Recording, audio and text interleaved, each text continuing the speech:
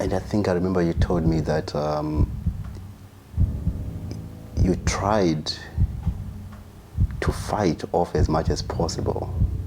Yes. And then it came to a point where you felt like he's going to kill me. Yes.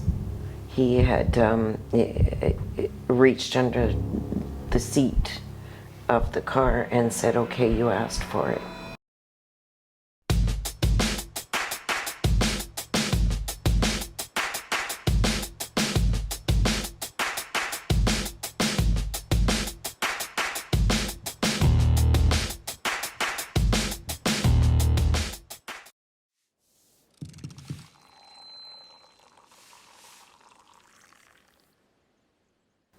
Welcome everyone to another episode on Coffee with Kuda. I am excited to introduce you to Alison, who comes here to share a powerful story on how she started using substances and when she did quit.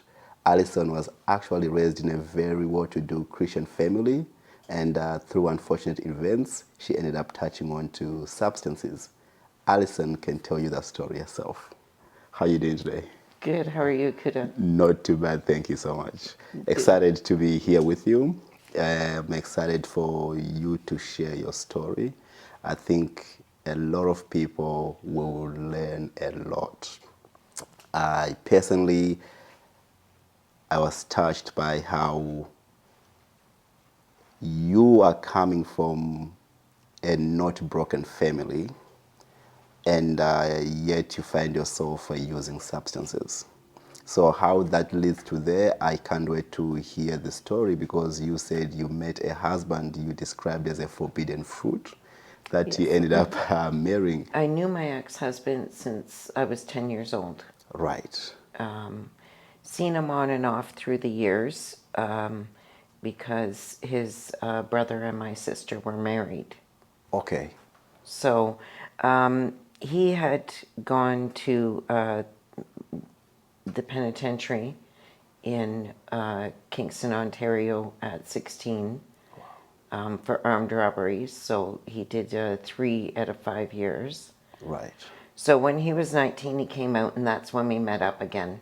And I was young. I thought I could change this man. I didn't really understand. I didn't even know what heroin or cocaine or anything was. I had experimented with alcohol and weed. So when I married him, he was already an addict. He was already an addict, right? Yes. But you had known him for so long, so you had already developed a trust on him anyways. Right. I loved him. He was my first love. Correct. But your family, though, they were not so much for him. No, my dad asked me, please, Allison, don't marry that man. And I said, but Dad, I love him. How old were you? I was, when I got married, I was 20. You were 20. So Yeah. you guys started dating from 18 roughly. Right. Okay. And I wanted to confirm as well, you did finish high school. Yes, I did. Absolutely. And we do speak to a lot of people as well who tend to come from broken families, so you can almost see the writing on the wall. But with you, your siblings were doing well, your family, your parents are doing well. Yes. And you said you grew up in a church family. Yes, I had a very strong Christian upbringing. We were not poor. Correct. You know, I never had to worry as a child where the next meal was coming from or Absolutely. anything. Love was always shown in my family, between my parents and siblings. We were a very affectionate, loving family. Okay. Yes. I really do appreciate that, yeah, because then it does tell us that we as individuals must remain careful, I guess, and try to understand ourselves and situations, just because addiction doesn't pick and choose. Anyone can be addicted to substances. Oh, yes. Yeah. I wanted to touch on something that I find I don't want to leave until later, is to talk about this relationship with your husband. It appears to go sour early on as well? You spoke about abuse in that relationship. Yes, there was physical and emotional, mental abuse. I got called stupid every day. Right. Slapped across the back of the head and for nothing. Wow. And this was because the person is under the influence and is abusing substances. Yes, and I think a self-hatred for himself looking back at it. Right. Let's quickly touch on that as well. When you say self-hatred, there's an unfortunate set of events that happened in his own life that you didn't know before, Right. right? Yeah. Can you just roughly just skim over what happened with him? He was abused in training school by priests. Right. And no one knew that. No, it's something that he kept very private. I did not know it until after I moved out here, and immigration had him on a hold, so I went back to stand up for him with my kids Right.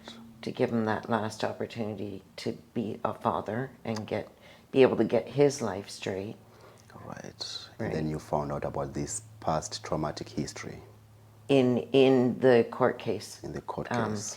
But I had known in the news media it came out that there were other boys that were starting lawsuits against that training school. Wow. Okay. And I always kind of knew that something Okay. wasn't right. Something happened. That was important to share because now we wonder what leads someone who is, I'm assuming, is coming from a nice family as well, Yes. but to end up doing armed robbery, going to jail at 15, 16. There is that self-hatred, as you call it, because he's remembering what happened Right. and he never shared with anyone. No. I believe his brother did know, though, because he Okay. said in the court case that after he got home, after my ex-husband got home from training school, he would have horrible nightmares, sweating and screaming, and yeah, That touches on the need to get help as fast as possible yes, because he is a person whose future already gets damaged really by now acting out, going to jail at a young age, being unable to maintain a good marriage. right, Wow. Okay. So now that you're in it, you're experiencing this abuse. yes. How do you handle it? At first, for the first 5 years of our marriage, I was not using substances. I was just hurt all the time and always thought that it was my fault and always tried my hardest to do everything right to not upset him for that day, but I couldn't get through one day without him, being abusive. There was always something that I did that triggered that. Wow. Yeah. Did your family know? Did you share with someone? I don't think, like, it was never said until later when both of us were in addiction. My dad knew. There was once he told me, Allison, if I wasn't a God-fearing man, I'd just hire a hitman and be done with this. Wow. Because, it hurt him to see his daughter. Pain. Yeah. So I understand in your own upbringing, in your own youth, you tried alcohol and a couple of substances, but Right. you were not addicted to anything. No, and at 17, it was the first and only time in my life that I hitchhiked. It was circumstances that I felt like I had to get home, and I was picked up by a man in his 40s, and I started knowing that things were not heading down I wasn't just getting a ride. Fairly quickly after he picked me up, Okay. he started touching my leg, and I tried to jump out of a moving vehicle, and he was speeding down like a country road, but he had me by the hair, and I couldn't get free to be able to tuck and roll. That's tough because you already know his intentions, I guess. Yeah, at that time it's just terror, and survival instinct kicks in, and you do whatever you feel that you should do to survive. Right? Yeah. And I think I remember you told me that you tried to fight off as much as possible. Yes. And then it came to a point where you felt like he's going to kill me. Yes. He had reached under the seat of the car and said, "Okay, you asked for it." And I didn't know what he was reaching for. I didn't want to know what he was reaching for. At that point, I said, "Anything you want." Okay. In that encounter, he told me you prayed. I did, yes. Throughout the whole thing, I just prayed to God for strength and that I was going to survive this and come out the other end. And I just feel, and then I felt like I had to kind of personalize myself to this man so that he didn't just see me as a victim. Okay. Okay.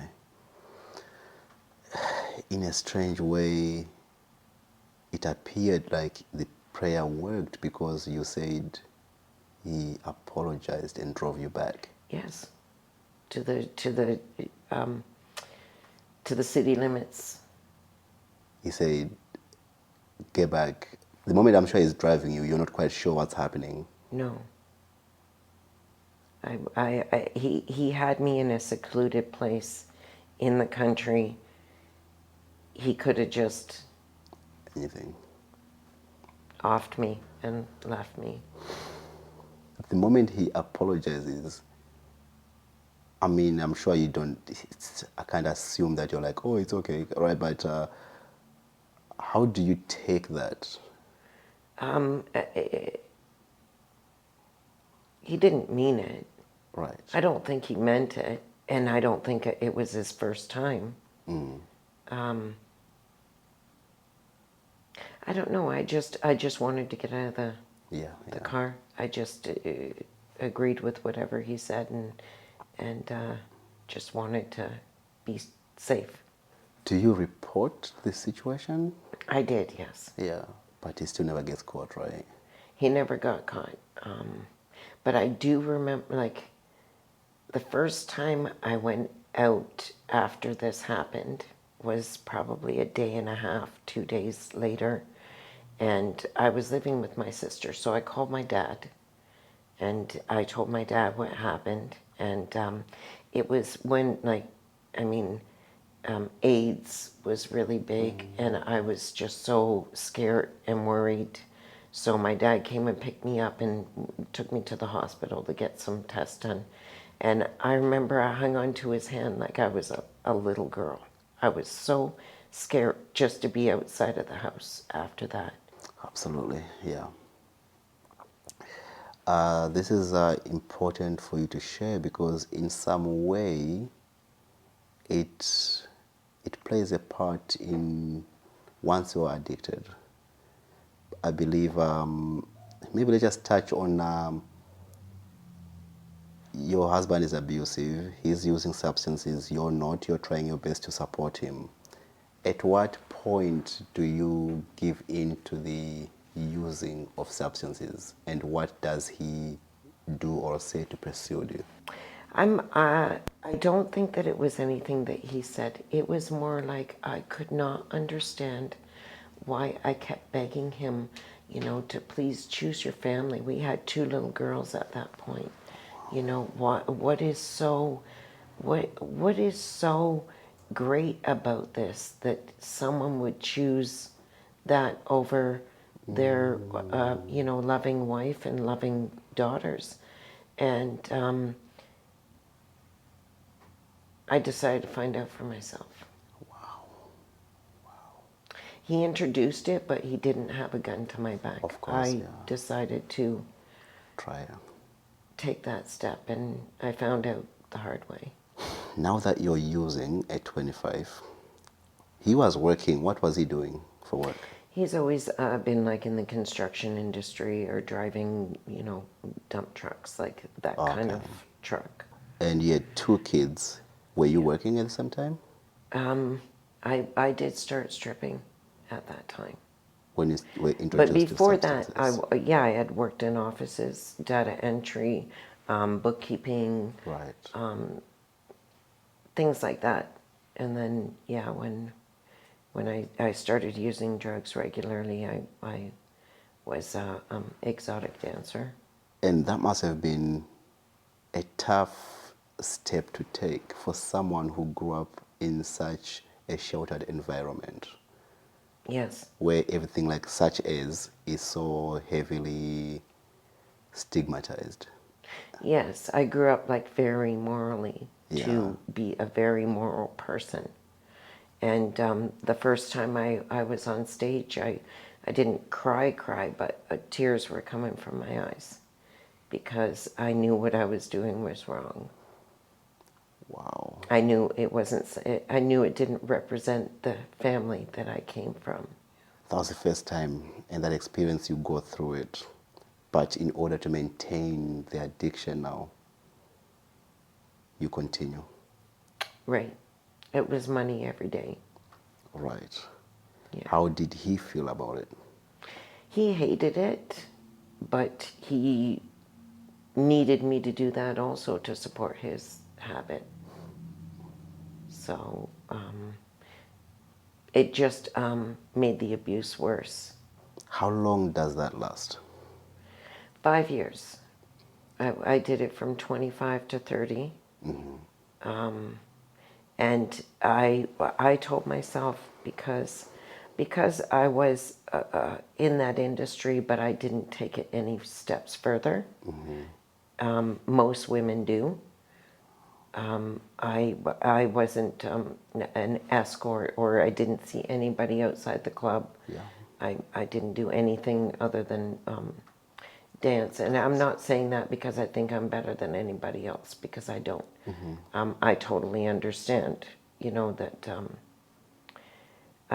But I had seen, like the older women, coming up in their mid to late 30s, and what they had to do for their money. And I just said, that's not going to be me. Wow. So you knew when to draw a line. Right. At 30, you stop. You decide, I'm not doing this anymore. Right. But does the abuse or the addiction, does it stop? No. It was an everyday thing. Every day, heroin. So we weren't sick. Crack cocaine to go about your business? Well, just to, I guess at that time we thought that it was fun and partying and... And your 2 children, where are they still in the same household? Yes, they were only apprehended from my house for 8 months. So at the ages of 9 and 7, my ex-husband and I had gotten into a pretty bad domestic dispute, and we were both very much under the influence of lots of substances. And we didn't have a phone, a landline at the time. So my oldest daughter ran to the neighbor's house, thank goodness, because we were out on the front lawn, and when the police rolled up, he was sitting on top of me with a hammer. So she saved my life, probably. And the police, obviously assessed this situation and apprehended my 2 girls. After 2 weeks of foster care, my sister stepped up and took my 2 girls for 8 months. And I got them back. I never lost my children again, but I was still an addict. But I figured out how to be a functioning addict and educated myself around the government agencies that were involved with me and how I could still be an addict but not let them know that so they wouldn't take my kids. Wow, because you have proof you're getting support and you're getting help. Right, and it's all about how long things last in your system. Right. Like creatine and different things that you can take to flush things out. Okay. Vitamin B12. Yeah. Yeah. And how long you need to stop doing that before they P-test you. Okay. And the abuse continues, but you were somehow able to get out of it. How? Well, I just had enough. We fought all the time, and one day it was just something in me clicked. I was outside in the parking lot, and the whole complex, like townhouse complex, was around the parking lot, and he was screaming and calling me all kinds of dirty names while he was fixing his car, because I was supposed to press on the gas or the brake and then take my foot off, and I wasn't doing things properly. And I seen one of my older girls, and I can't even remember if it was my oldest or my second oldest. Okay. But they were walking by, and I just stuck my head out the window, and I said, "Hey, go get your sisters and your brother. We're leaving." And they seen the look on my face. They went right back inside and got everybody. And I walked away from the car, and we just walked. And then I ended up on a plane with 4 kids and some suitcases of clothes, and came from Toronto to out here and just knew there had to be a better life for us. Your, your two oldest kids, how old were they at that Yes, they time? were 15 and 17 when I left, so they saw addiction and not the glamorous side of it.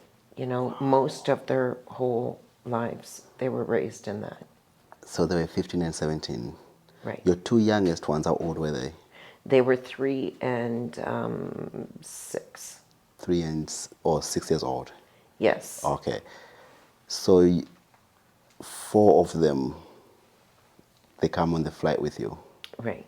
How, before we continue moving on, I'm wondering, how did these two, how did they do in school? Let's start with My youngest, your oldest. How were they in school? they were not doing well because I was not presently, I was not the mother that I should have been to them. Yeah. I mean, I always loved them, and they knew that. They always got love and affection from me. But I was always honest with them from a young age. From the time that they could understand, I never wanted my children to think, oh, something's going on in this house, and I don't know what it is. Is it my fault? So at a young age, even before they were apprehended, I let them know that, you know what, Mom and Dad, we have a problem, and it's not your fault.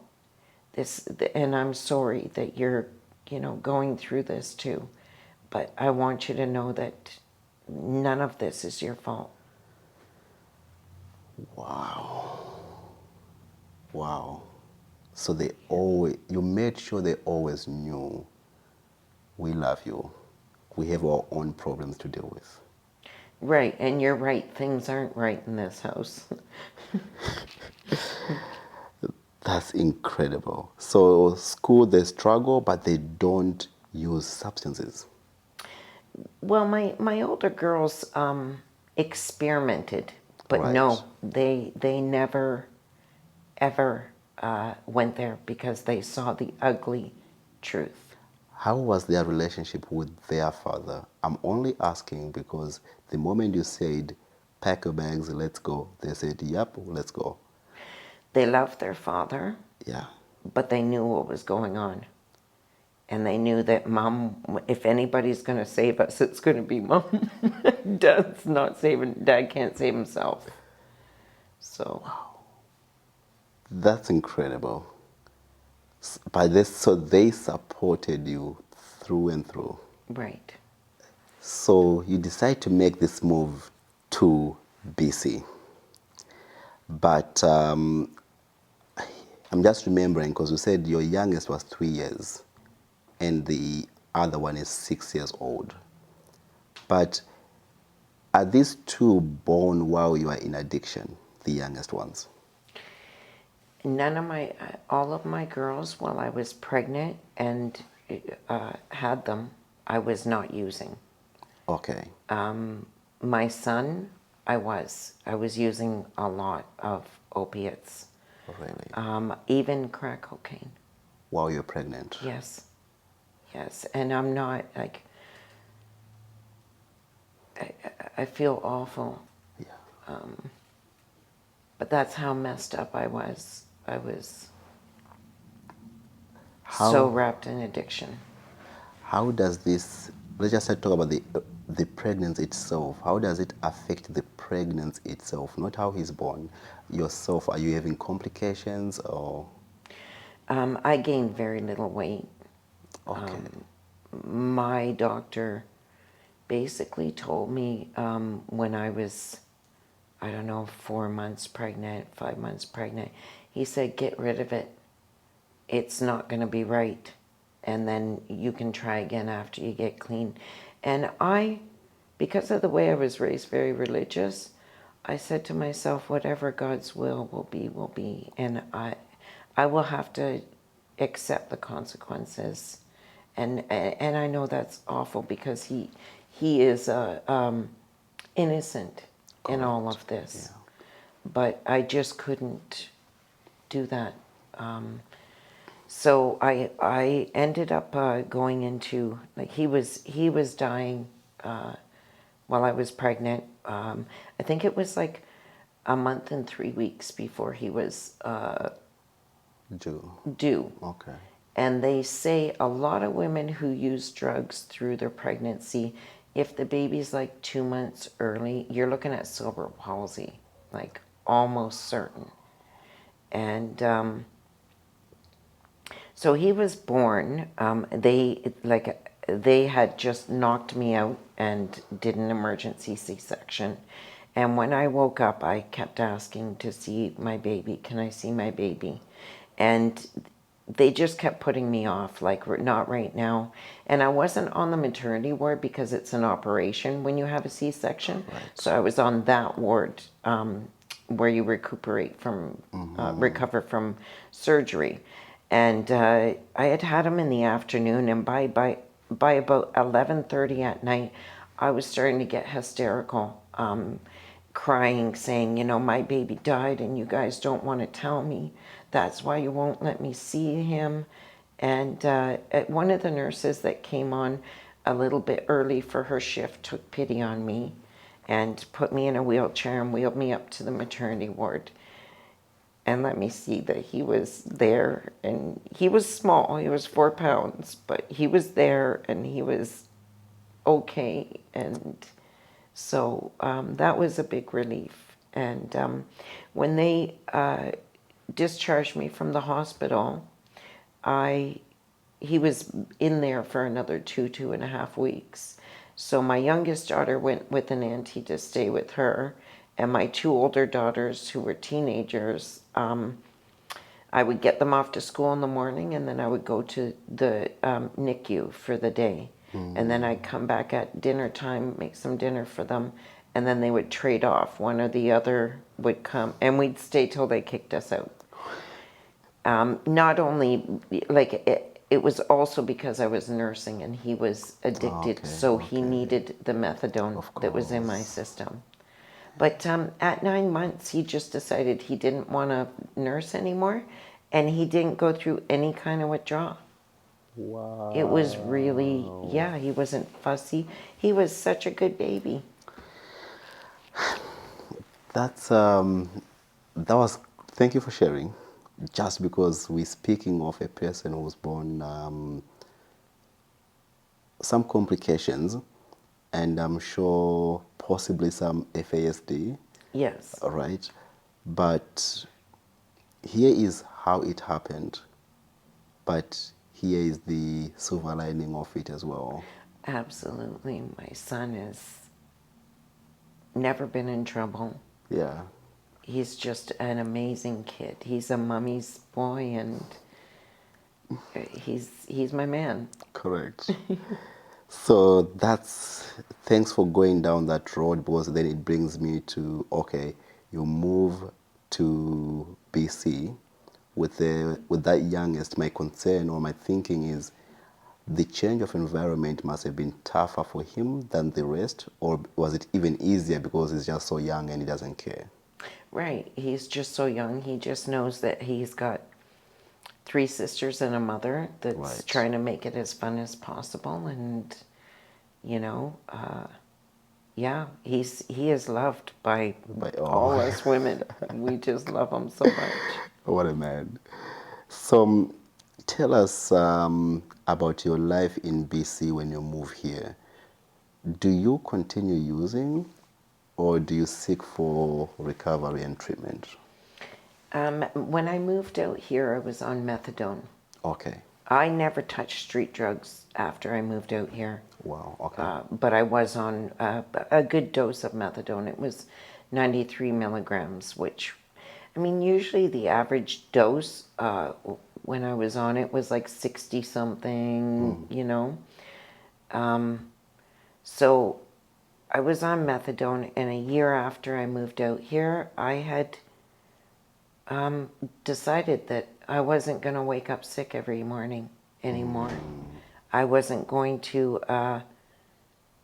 nod off on the bus, you know, because I was on methadone, and your brain is so differently wired when you have you're in a fog. So how could I be able to plan a future or anything like that? So I just decided, I told my methadone doctor, I don't want any more methadone. I'm just quitting. He said, are you crazy? People can't quit like 1 milligram of methadone. So I said, no, I'm not crazy. I'm just done with it. So I just quit taking it, and it took me 2 months to get off the couch to crawl up the stairs to have a shower. I was sick. And dope sick is bad enough, but methadone sick is even worse because it doesn't just affect your muscles and your soft tissue. It gets right into your bone marrow. So it's very painful. And even up to 6 months later, I finally started feeling like no effects of the withdrawal. But you stayed with it. Yes. I knew I had to do it. It was now or never kind of thing for me. Wow.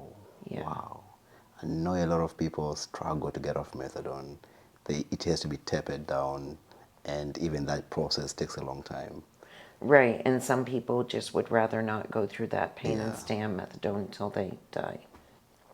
Okay, so you do this for the sake of being able to properly look after your children. Right. Do you then find work? When I moved out here, I ended up in a women's shelter, Okay. and I seen on the bulletin board they were offering a course for hard to employ women at BCIT to learn how to paint. Okay. So I said, well, I got to do something. So I went to this course, and then they, of course, offered you a job right away. But it was painting downtown East Side motels. And funny enough, being around that drug area and the drug, seeing the drug use and the people that were addicted, it didn't trigger me to use it. Really? If anything, I said, you know what, this could have been me.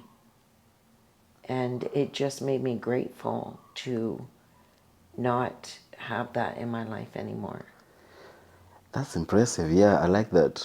Um, My Seeing first it. sight coming off the bus for my first day on the job after finishing school, I look up and I seen this man in a wheelchair, and his friend was hitting him up in the neck.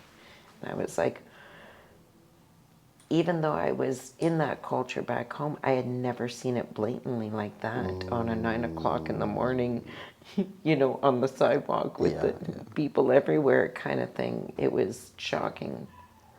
Wow. So now you're seeing, and yet it doesn't trigger you, and you're more grateful that I'm glad I was able to be stronger Yes, and not end up being one of these situations. yes. Wow. Okay. How does the painting course go for you? Well, after 2 years of working for, it was called the Painter Sisters, so it was all the women that were sent to BCIT.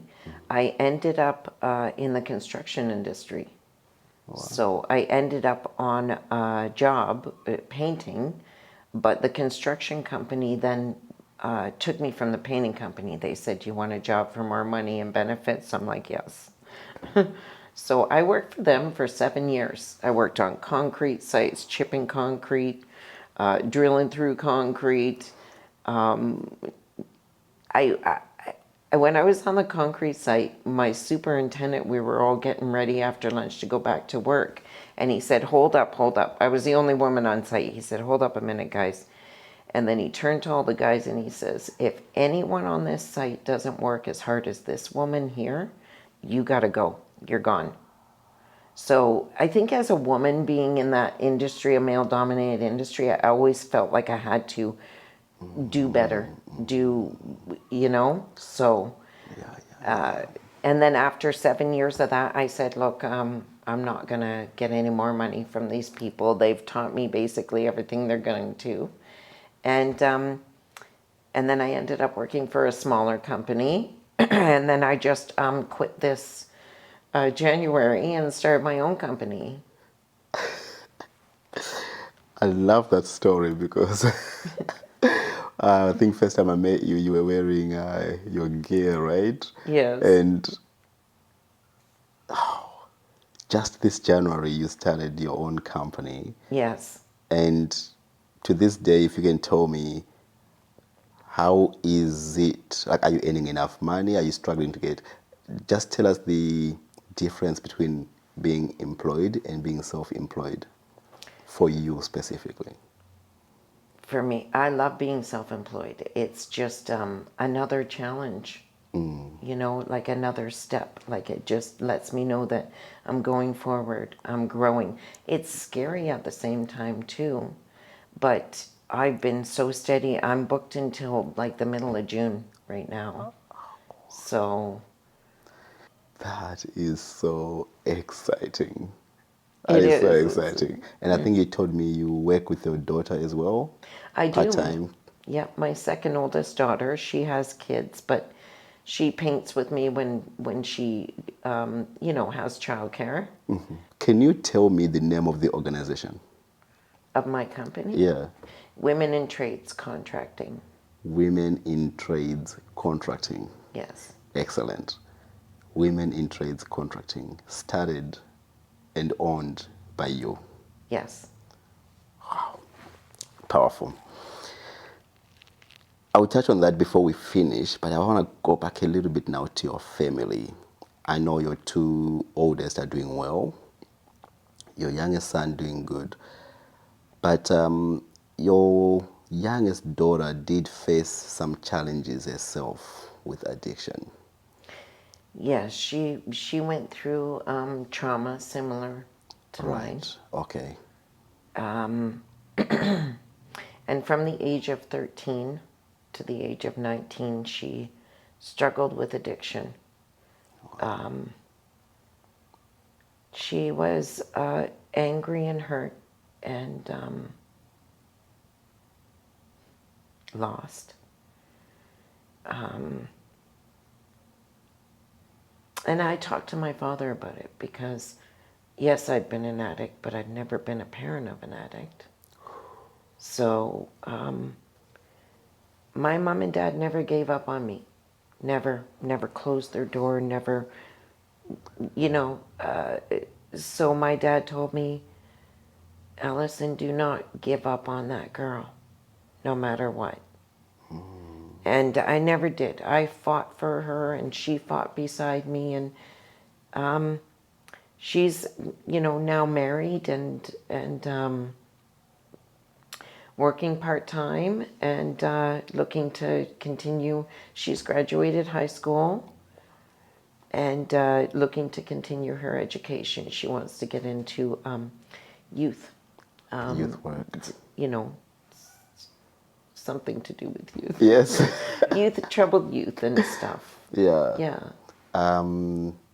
I do know the people who employ here right now, who are Yes. absolutely great. I'm Yeah. going to just say their name because it's I definitely highly value what they do. Oh, yes. Mackie's Place. And I Mackey's. think the two ladies who run Mackie's Place have been a great joy to work with because we work with our youth group as well. So being connected to Mackie's Place was beyond any blessing, right? They are dedicated, they 100% love the work they do, and the Yes. youth, they just, it's like like a magnet to them, right? And Yes. I do definitely give Bobby and Fav, I give them huge credit for the work that they do, and I hope their work continues to grow because that's where your daughter found that first employment as well, right? And just being safe. Yes, like even before she ever worked part-time for them, I probably could not have had my daughter come out of things as well as she did if it wasn't for the support of Mackie's Place. My daughter just loves them, and they love my daughter, and I'm so grateful, forever grateful. And my son, too. He does schooling Yeah. there right now. They've just been, I can't even praise them enough. Yeah. They are amazing ladies, and I I think appreciate. that's huge. What do I want to call it? I don't think it gets recognized enough, the work that youth groups do. Yes. I don't think it gets recognized enough, and I feel like as part of a youth group person, it's like we're constantly just trying to say, here's us trying to help you build a better future. And the work often ends there, right? But for people to understand the fact that they go as far as saving a person who is in addiction, really, to Right. kickstart their life Yeah. and giving you as a mother support that you kind of feel I'm kind of lost. Who can help me? Well, that's why youth groups and youth leaders are there to do exactly that. Yes. Yeah. So I just want to say to everyone who does run a youth group, right? Like their work does go a long way, and Yes. it's absolutely necessary. Oh, definitely. They provide a safe place for youth Yeah. to be able to, have a bite to eat and feel supported and loved and Wow. yeah. That's kind of like a full circle thing because your daughters, they were there to support you while you were in addiction, and Yes. then you are now there for your own daughter as well. And it's kind of like I know you told me the upbringing you had. People could look at it and say, "Well, look, even she's a Christian and she became an addict." But because she was a Christian, she was able to come out of it stronger as well. Yes, I give that a big credit for the way that my parents raised me, because that was always deep down in there. I mean, at the lowest point of my addiction, and with my whole heart, because I believe in God, I prayed to God that I wouldn't have to wake up tomorrow and do this all over again. Crying, just praying. And now when I say my prayers in the morning, I thank God for preserving my life through my darkest hours so that I can be on earth to raise my children and watch my grandchildren grow. And there's no greater blessing than that. Absolutely. Absolutely. While you touched on that, I wonder, did you ever contemplate suicide in your deepest of addiction? I do think that addiction is suicide. Wow. Sometimes it takes longer, sometimes it doesn't. Well, you're killing your spirit for sure. That's right. You're killing who you are. Now you're just a shell.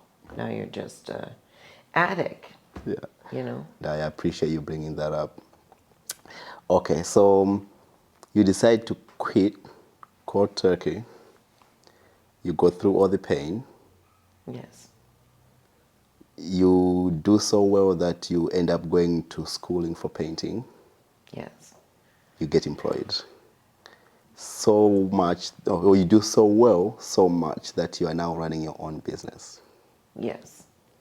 Just starting. Just starting, but Or, trust me, you're running your own business. well, yes. Yeah.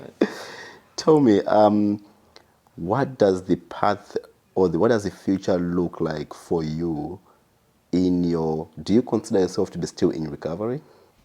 I'm not mindful because it's like another lifetime ago to me. I've been clean now as long as I was dirty, so, or using. I was an addict for 13 years, and now I've been clean for 13 years. Amazing. It's just when you don't associate with people or places and you're focused on other things, it's not something that I have to, think about in the morning and say, oh, please, I hope I stay clean today. I did at one point because, when you freshly are, but it gets to a point where you kind of start to feel like that was a lifetime ago. That's amazing to know, Yeah. Did you ever go through therapy, counseling, or even treatment centers or recovery houses? Oh, yeah. I've been to NA, AA, CA. Those are all 12-step programs. Yeah.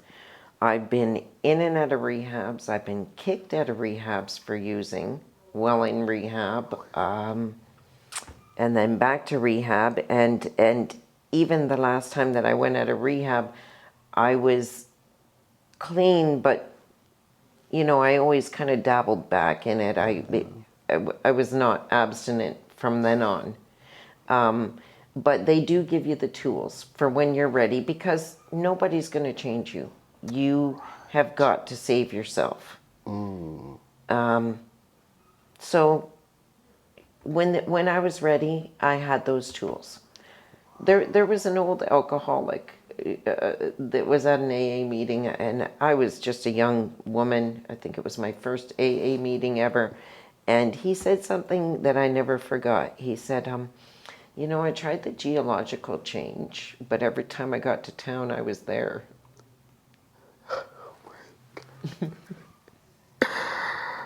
Wow.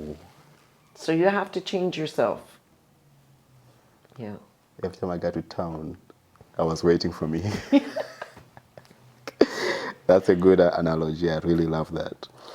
Okay, so you have a very, oh man, like you called these tools, they were there waiting because you've been through the systems. Right. The idea is not that it had to work then. The idea was when the tools are given, know when to use them. Right. And you, when you were ready, you finally used them and it helped you. Yes.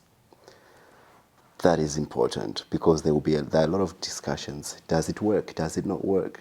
Well, for you, you could have easily said it didn't work, but you have the inside information of, well, it didn't work because I wasn't ready. When I was ready, the tools, I still had them. That's powerful. Yeah. I appreciate that. As we move forward, and your daughter is working, you're working, what does the future look like in a clean world of Allison? Are we building the projects? Are we focusing on your youngest son, or are you thinking support your youngest daughter? Like, what mindset are you at now that we are almost in a state of what does the future look like? Because your husband is not there, who was in a way, the bad apple, as you called it as well. Yes, my methadone doctor back home told me, Allison, if you had married anyone else, you and I never would have met. Because he knew both of us from going to Right, him. right. So, life is all about choices, though, right? You make your choices, and it takes you down different paths. Yeah. So, the best choice I ever made was to move me and my children out here. The future, I'm excited about my company. This is something new for me. Right. My son's the only one that's left at home. Okay. All the girls are on their own, and they're strong women, and I'm proud of each and every one of them. They're good people, like, Absolutely. yes. And my son's a great kid, and but he's 17. Okay. So, I mean, he doesn't need me as much as he did. He still needs me. But yeah, like, my company and building something that I can leave for my children, which is something that I never would have thought that I would ever be able to accomplish in my lifetime. So before we end, and I know someone is wondering, I just wanted to touch on a little bit about your ex-husband. What is the situation with him right now? Or what happened after you came here? After I came here, he was apprehended by immigration back home in Toronto. Okay, yeah. So for 2 years, he spent fighting immigration, and in the court case, it was made known, and that's how I actually found out about the abuse in the training school. Right. When he was 12. So the judge had given him another chance and said, okay, you can stay in Canada. And he was here since he was 3. So he was raised here. He said, you can stay in Canada, but if you get in any more trouble, there's not going to be a hearing. You're just going to be put on a plane and taken back home. So when he came out here 7 years after I moved out here, about a year and a half after he was here, I got a call and immigration had him again. So he said, can you get some things together for me? It doesn't look like I'm going to be able to stay in Canada. So I packed his things, and 2 men got on a plane with him and flew him back to the Azores. Wow, that's where he's from originally. Right. Okay. However, you were still able to maintain your own family on the right path. And that's an incredible story where, despite your partner being unable to, you were able to help yourself and your family. If I didn't have the strength for myself, I always found it for my kids. My kids are my savior. Yeah. They're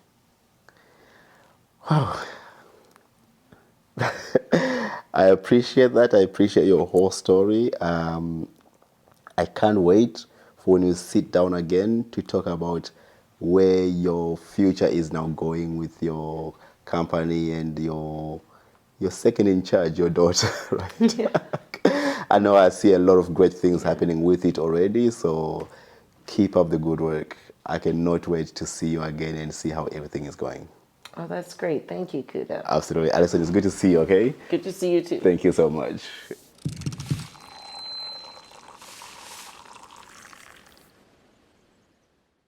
Hey everyone, thank you so much for making it to the end of the video. I do really appreciate it. If you can, please subscribe to our channel for more content. If you can, please join our Patreon team. The link is down below. And also you can join our GoFundMe. The link is also involved below. This will help us to bring awareness of addiction as well as destigmatize this illness. Your support is greatly appreciated and we'll create more content for you. Thank you so much.